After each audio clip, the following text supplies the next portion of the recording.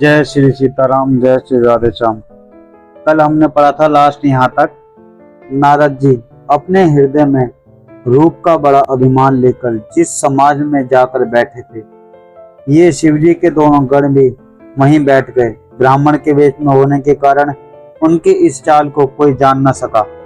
अब हम आगे पढ़ेंगे इससे आगे क्या हुआ था। वे नारद जी को सुना सुनाकर व्यंग वचन कहते थे, भगवान ने इनको अच्छी सुंदरता दी है, इनकी शोभा देखकर राजकुमारी रीझ रहेगी और हरि जानकर इन्हीं को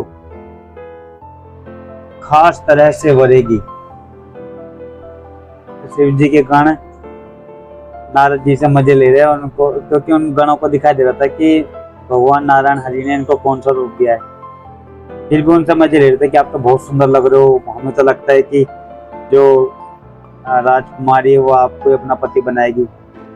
नारद मुनि को मोह हो रहा था क्योंकि उनका मन दूसरे के हाथ में था।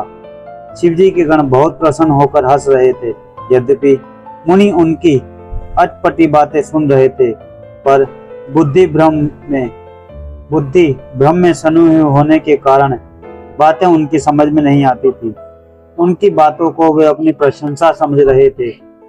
इस विशेष चतुर और इस विशेष चरित्र को और किसी ने नहीं जाना, केवल राजकन्या ने वह रूप देखा। उनका बंदर का समूह और भयंकर शरीर देखते ही कन्या के हृदय में क्रोध उत्पन्न हो गया। जो नारद जी उनका बंदर की तरह तो मुंह था और बहुत ज्यादा बुरा शरीर था, जानवरों की तरह। और उसको देखकर ना राजकुमारी जी को बहुत गुस्सा आ गया, क्योंकि सिर्फ वो रूप राजकुमारी जी को और वो जो शिव जी के दो गण थे सिर्फ उन्हीं को दिखाई दे रहा था, बाकी सबको नारद जी अपने नारद के रूप में ही दिखाई दे रहे थे। तो राजकुमारी को बहुत ज्यादा गुस्सा आ गया कि मेरे से शादी करने के लिए कोई ऐसा भी आ सकता है, और इसको आने भी दिया अंदर। तब राजकुमारी सखियों को साथ लेकर इस तरह चली मानो राजहंसनी चल रही है। वह अपने कमल जैसे हाथों में जयमाला लिए सब राजाओं को देखते हुए घूमने लगी। जिस ओर नारद जी फूले बैठे थे उस ओर उसने भूलकर भी नहीं ताका। नारद मुनि बार बार उचकते और छटपटाते हैं। उनकी दशा देखकर शिव जी के गण मुस्कुराते हैं कि जो नारद जी जब राजकुमारी वरमाला लेके घूम रही अपने हाथों में कि मैं आज किसी के गले में डालूंगी, अपना पति बनाऊंगी उसको, सारे राजा महाराजा आए हुए थे। तो नारद जी जहाँ पे बैठे थे, नारद जी को तो शिव जी के गणों ने चढ़ा रखा था चौथी मंजिल पे। क्या बहुत सुंदर हो, आपको ही शादी करेगी, आपसे ही आपके साथ ही जीवन बिताएगी राजकुमारी सुंदर कन्या। तो हुआ ये कि राजकुमारी ने उधर की तरफ देखा भी नहीं जिधर की तरफ नारद जी बैठे हुए थे, क्योंकि उनका भयंकर रूप देख के वो डर गई थी और ये बंदर जैसा चेहरा था उनका। तो नारद जी ने सोचा कि शायद इन्होंने मुझे देखा नहीं है, इनकी नजर मुझ पे नहीं पड़ी, इसीलिए मेरे पास आके मुड़ गई, माला को लेकर कहीं और चली गई हैं। तो नारद जी उचक रहे हैं, ऐसे कभी हिल रहे हैं, उचक उचक के कुछ हरकतें कर रहे हैं कि हम मेरी तरफ देखिए, पूरा फोकस मेरे पे जाए कि मैं बहुत गहरा लौंडा बातचीत वाला। अब आगे पढ़ते हैं। कृपालु भगवान भी राजा का शरीर धारण कर वहां जा बैठे। राजकुमारी ने हर्षित होकर उनके गले में जयमाला डाल दी। लक्ष्मी निवास भगवान दुल्हन को ले गए। सारी राजमंडली निराश हो गई। देखो, जो श्री हरि भगवान थे नारद जी से आशीर्वाद लेने के लिए गए थे कि मुझे अपने जैसा रूप दे दो, उनको तो वानर का मुंह, बंदर का मुंह और जानवर जैसा शरीर दे देता भयंकर। और जहाँ पे वो राजकुमारी की शादी हो रही थी वहां पे भगवान श्री हरि खुद भी आ गए, नारायण भगवान जी। और जो राजकुमारी थी उन्होंने भगवान हरि के ही गले में माला डाल दी, क्योंकि ये तो सारी की सारी माया रची थी नारद जी का घमंड तोड़ने के लिए कि ऐसा नहीं तुम किसी चीज में बस जीत गए हो तो अपने आप में घमंड करो कि हाँ मैं जीत गया हूँ। कोई भी चीज कभी भी पलट सकती है। तो इसमें भगवान की कृपा मान के चलने, अगर झुके हुए रहेंगे तो और उठते चले जाएंगे, ऐसा है। तब जो राजकुमारी जी थी उन्होंने देखा कि बहुत सुंदर कोई बैठे हुए राजा, क्योंकि भगवान नारायण भी राजा बन के आ गए थे वहां पे। तो भगवान नारायण के गले में उस कन्या ने वरमाला डाल दी। अब आगे देखो कैसे नारद जी खिलते हैं इनसे। मोह के कारण मुनि की बुद्धि नष्ट हो गई, इससे वे बहुत ही विकल हो गए, मानो गांठ से छूटकर मणि गिर गई हो। तब शिवजी के गण मुस्कुराए और कहा, जाकर दर्पण में अपना मुंह तो देखिए। शिवजी के गणों ने नारद जी से कहा कि पहले अपना मुंह तो देख लो जाके शीशे में। ऐसा कहकर वे दोनों बहुत भयभीत होकर भागे। मुनि ने जल में झांक कर अपना मुंह देखा। अपना रूप देखकर उनका क्रोध बहुत बढ़ गया। उन्होंने शिवजी के गणों को अत्यंत कठोर शाप दिया। जब नारद जी ने अपनी शक्ल देखी कि भाई मेरे को तो नारायण भगवान जी ने अपने जैसा रूप दिया था, और जब उन्होंने पानी में झांक के देखा तो वो खुद बहुत ज्यादा गुस्से में आ गए कि वर्ण जैसा चेहरा, तो ये मेरा कैसा शरीर है। तब उन्हें बहुत ज्यादा गुस्सा आ गया और शिव जी के गण जो समझ रहे थे, हाँ भाई आप तो बहुत स्मार्ट लग रहे हो, लग रहा है राजकुमारी आपसे शादी करेगी, भाई हमें तो लगता नहीं कि आपसे अच्छा कोई लोग, आप तो बहुत ही बढ़िया हो। चने के झाड़ पे चढ़ा रहे थे उनको। तो जब उन्होंने अपना चेहरा देखा, जल में अपना चेहरा देखा नारद जी ने, तो बहुत गुस्सा हो गया कि ये दोनों मुझसे इतने जैसे मजे ले जा रहे थे। तो उन्होंने उनको बहुत कठोर श्राप दे दिया था कोई सा, तुम दोनों कपटी और पापी जाकर राक्षस हो जाओ। तुमने हमारी हंसी की, उसका फल चखो। अब फिर किसी मुनि की हंसी ना करना। देखो इतना बड़ा श्राप दिया था उन्होंने नारद जी ने कि तुम दोनों जाके राक्षस बन जाओ। मुनि ने फिर जल में देखा तो उन्हें अपना रूप प्राप्त हो गया। तब भी उन्हें संतोष नहीं हुआ। उनके होठ फड़क रहे थे और मन में क्रोध था। तुरंत ही वे भगवान कमलापति के पास चले। जाकर या तो श्राप दूंगा या प्राण दे दूंगा। देखो नारद जी भगवान के बारे में सोच रहे हैं कि मैं जाऊंगा, या तो मैं भगवान को श्राप दे दूंगा, या तो मैं अपनी जान वहीं पे दे दूंगा, क्योंकि मेरे साथ इतना बुरा कैसा करा कि मैंने तुमसे वरदान मांगा था, आप मुझे ऐसा चेहरा दे दो कि मेरी राजकुमारी से शादी, राजकुमारी मुझसे रिझ जाए, सब कुछ हो मेरे पास।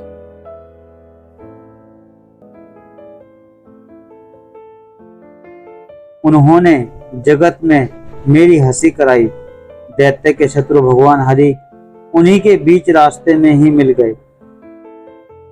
साथ में लक्ष्मी जी और वहीं राजकुमारी थी। देखो जब नारायण जी भगवान के पास जाना चाह रहे कि बहुत गुस्से में कि चलता उनके लोग को जाकर उनको शराब दे दूंगा या तो अपनी जान दे दूंगा, तो जो नारायण भगवान है वो रास्ते में ही उनको मिल गए। लक्ष्मी जी उनके साथ थी और वो जो राजकुमार थी जिससे शादी हुई थी वो भी उनके साथ थी। देवताओं के स्वामी भगवान ने मीठी वाणी में कहा, हे मुनि, व्याकुल की तरह कहाँ चले जा रहे हो। ये शब्द सुनते ही नारद को बड़ा क्रोध आया। माया के वशीभूत होने के कारण मन में चेत नहीं रहा।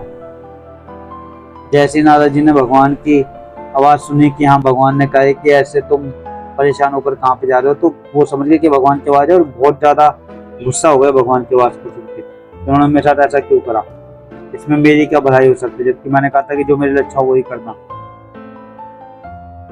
तुम दूसरों की संपदा नहीं देख सकते, तुम्हारे ईर्ष्या और कपट बहुत है। समुद्र मथने समय तुमने शिवजी को बावला बना दिया और देवताओं को प्रेरित करके उन्हें विषपान कराया। असुरों को मदरा और शिवजी को विष देकर तुमने स्वयं लक्ष्मी और सुंदर मणि ले ली। तुम बड़े धोखेबाज और मतलबी हो, सदा कपट का व्यवहार करते हो। देखो कितना गुस्सा करे नारद जी। और जो नारायण भगवान श्री हरि वो जानते कि ये बच्चे मेरे सामने पिता की तरह, वो उनकी बातों को नादानी में ले रहे कि छोटा बच्चा है 3-4 साल का, कुछ भी बोले उसको कितनी समझ है उनके सामने। अगर हमारे लिए तो भगवान ही है। वो ये सब इसलिए करे ताकि हम तक ये बातें पहुंच सके। नारद जी भी संपूर्ण ज्ञानी, उनको सब चीज, सारी चीजों पे, इंद्रियों पे, हर चीज पे उनकी पकड़ हो चुकी है, वो जीत चुके हैं इन सब चीज से। ये सब लीलाएं जो चल रही हैं ये हमारे लिए, ताकि हम आगे इन चीजों को समझ पाए कि हमें जीवन कैसे जीना है। असुरों को मदरा और शिवजी को विष देकर तुमने स्वयं लक्ष्मी और सुंदर मणि रख ली। तुम बड़े धोखेबाज और मतलबी हो, सदा कपटी व्यवहार करते हो। तुम परम स्वतंत्र हो, सिर पर तो कोई है नहीं, इसी से जब जो मन में भाता है वही करते हो। भले को बुरा और बुरे को भला कर देते हो। हृदय में हर्षित कुछ भी नहीं लेते, सबको ठग ठग कर परख गए और अत्यंत निडर हो गए हो। इसी से मन में सदा उत्साह रहता है। शुभ अशुभ कर्म तुम्हें बाधा नहीं देते। अब तक तुमको किसी ने ठीक नहीं किया है। अब कि तुमने अच्छे घर बना दिया है, मेरे जैसे जबरदस्त आदमी से छेड़खानी की है। नारद जी कह रहे हैं, नारायण भगवान श्री हरि श्री दुनिया के स्वामी, जबकि बार तुमने सही बंदे से पंगा लिया। मैं तुम्हें बताऊंगा, तुम्हें किसी ने कोई सबक सिखाया नहीं। अतः अपने किए का फल अवश्य पाओगे। जिस शरीर को धारण करके तुमने मुझे ठगा है, तुम भी वही शरीर धारण करो। यह मेरा श्राप है। तुमने हमारा रूप बंदर का सा बना दिया, इसी से बंदर ही तुम्हारी सहायता करेंगे। मैं जिस स्त्री को चाहता था, उससे मेरा वियोग कराकर तुमने मेरा बड़ा अहित किया है। इससे तुम भी स्त्री के वियोग में दुखी होंगे। देखो, नारायण भगवान को श्राप दे चले जा रहे नारद जी। और मैंने अभी कहा कि मैं जितना समझता हूँ कि नारद जी भी भगवान ही है, भगवान के समान ही है। नारायण जी में, नारद जी में या किसी ऋषि मुनि में, साधु संत में, वो जानत तुम्हें ही हो जाए। वो जिनको जानते वैसे ही हो जाते हैं, तो इनमें कोई फर्क नहीं। ये सब इनकी लीला है, इसलिए ताकि हमें समझ में आ सके बातें बहुत आसान तरीके से। और नारायण जी को श्राप दे रहे कि तुम भी बिना अपनी औरत के, बिना स्त्री के उसकी याद में तड़पोगे। जैसे मेरे को नहीं मिली, अभी मेरी उससे शादी नहीं हुई, आपने नहीं दी और मैं तड़प रहा हूँ, ऐसे आप भी तड़पोगे। और तुमने मेरे को बंदर बनाया था, तो तुम बंदरों से ही मदद मांगोगे, बंदर ही तुम्हारी मदद कर सकेंगे, तुम भी तड़पोगे बहुत ज्यादा। शाप को सिर पर चढ़ाकर हृदय में हर्षित होते हुए प्रभु ने नारद जी से बहुत विनती की और कृपा निदान भगवान ने अपनी माया की प्रबलता खींच ली। जब भगवान ने अपनी माया को हटा लिया, तब वहां ना लक्ष्मी ही रही, ना राजकुमारी ही। तब मुनि ने अत्यंत भयभीत होकर श्री हरि के चरण पकड़ लिए और कहा, हे शरणागत के दुखों को हरने वाले, मेरी रक्षा कीजिए। हे कृपालु, मेरा शाप मिथ्या हो जाए। तब तीनों पर दया करने वाले भगवान ने कहा कि यह सब मेरी ही इच्छा से हुआ है। मुनि ने कहा, मैंने आपको अनेक खोटे वचन कहे हैं, मेरे पाप कैसे मिटेंगे? भगवान ने कहा, जाकर शंकर जी के सतनाम का जाप करो, इससे हृदय में तुरंत ही शांति होगी। शिव जी के समान मुझे कोई प्रिय नहीं है। इस विश्व को भूलकर भी ना छोड़ना, इस विश्वास को भूलकर भी ना छोड़ना। देखो, जब नारद जी ने हरि भगवान को, नारायण जी को श्राप दे दिया कि जाओ तुम ऐसे से दुखी होंगे और औरत के बिना रहोगे, बंदर ही आपकी मदद कर पाएंगे। तो जब ये सारा कुछ हो गया, तो भगवान ने थोड़ी देर बाद अपनी सारी माया खींच ली। भगवान के साथ ना तो लक्ष्मी जी थी, ना वो स्त्री ही थी, ना वो नगर रहा जो इतना बड़ा बसा देता, ना राजा रहा, ना कोई रहा। तो नारद जी डर गए कि एकदम से क्या हुआ, एकदम अचानक से भौचक हो गए थे। मैंने भगवान को श्राप भी दे दिया है और ये सब तो नकली था, इसमें तो कुछ भी असली था ही नहीं। तब भगवान ने कहा कि आपने नहीं करा, ये मेरी ही इच्छा से हुआ है कि मैं ही चाहता था कि ऐसा ऐसा हो, मैं आगे जन्म लूंगा, तुम मेरे को श्राप दोगे। तो ये भगवान की लीला को तो कोई भी समझ नहीं सकता। देखो उनके मन में क्या चल रहा है। जैसे हम आपस में अगर भाई बहन भी साथ रहता पूरा जीवन, या फिर पति पत्नी भी 40-40 50 साथ रहते, मगर एक दूसरे के मन की कोई नहीं जान सकता। हम इंसान के मन को नहीं जान सकते। हम तो इंसान करने लायक भी नहीं, इतने बुरे व्यवहार चल रहे हैं आजकल तो सबके। हम जैसे भी हैं, मतलब इंसानियत से भी बहुत ज्यादा नीचे हैं। और भगवान तो कहाँ है, उनके मन में क्या चल रहा है, वो ऐसा क्यों करते हैं, इसको समझना तो देखो हो ही नहीं सकता। कोई भी बुजुर्ग आदमी का भी जैसे एक्सपीरियंस देखें, वो हमसे कई बार कहते हैं कि यहाँ मत जाओ, वो मत करो, तो हमें बहुत कठोर सा लगता है, हमें रोकना चाह रहे हैं, हमें बांधना चाह रहे हैं। मगर जब वो हो जाता है तो हमें पता चलता है कि यार इनका तजुर्बा बोलता है, इनका एक्सपीरियंस बोलता है कि ये चीज नहीं करनी चाहिए। तो फिर हम धीरे धीरे एक एज में आके बड़ों की बातों को मानने लग जाते हैं।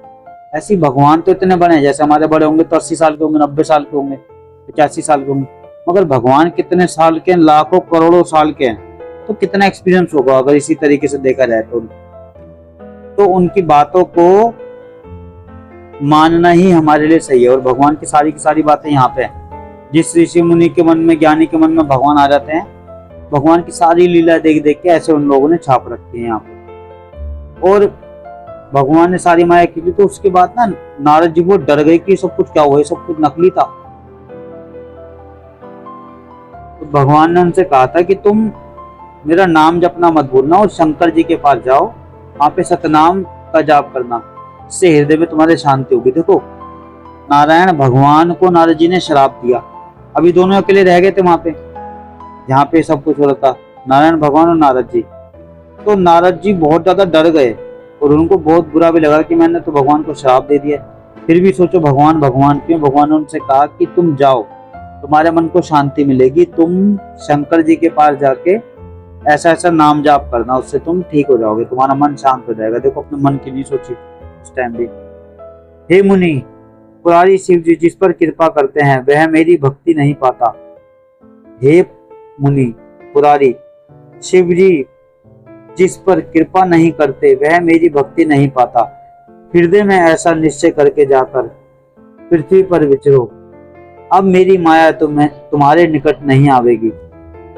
बहुत प्रकार से मुनि को समझा बुझाकर ढांढर देकर तब प्रभु अंतर्ध्यान हो गए और नारद श्री रामचंद्र जी के गुणों का गान करते हुए सत्यलोक को चले गए। शिव जी के गणों ने जब मुनि को मोह रहित और मन में बहुत प्रसन्न होकर मार्ग में जाते हुए देखा, तब वे अत्यंत भयभीत होकर नारद के पास आए और उनके चरण पकड़कर दीन वचन बोले। जय श्री सीताराम, जय श्री राधे श्याम। आज हमने पढ़ा यहाँ तक, कल हम आगे पढ़ेंगे।